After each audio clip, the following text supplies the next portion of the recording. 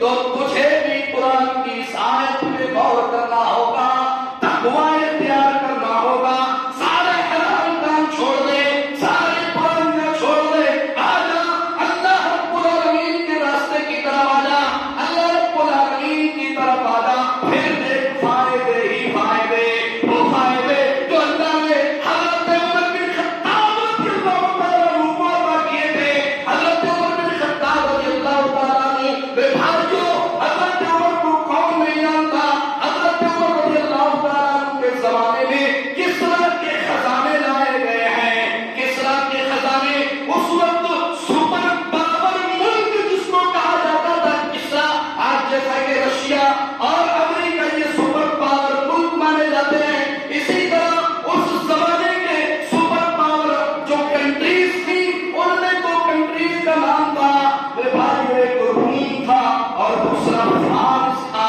یہ دو کنٹری بڑی super power مانی جاتی تھی۔ حضرت عمر بن خطاب رضی اللہ تعالیٰ عنہ کے دور میں کسرا کے خزانوں کو لایا گیا، مسلمانوں نے اس ملک کو جا کے فتح کر لیا۔ عمر رضی اللہ تعالیٰ عنہ کے سامنے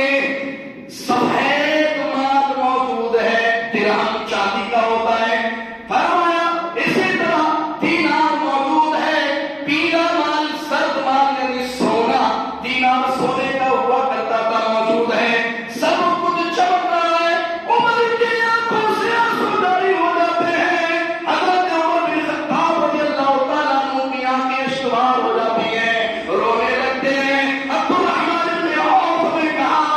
ما یبکیک یا عمر، اے عمر کون سی چیز تجھے رلا رہی ہے، اے عمر کیوں رو رہے ہو؟ ان ھذا لیوم شکر، ان ھذا لیوم فرح،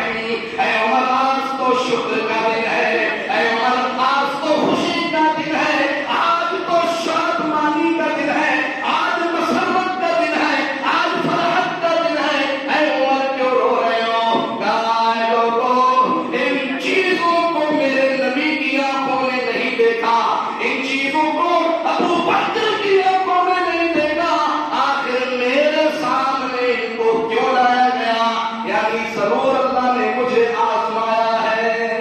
اللہ، یہ حالت تھی عمر جیسی شخصیت کی جو فاروق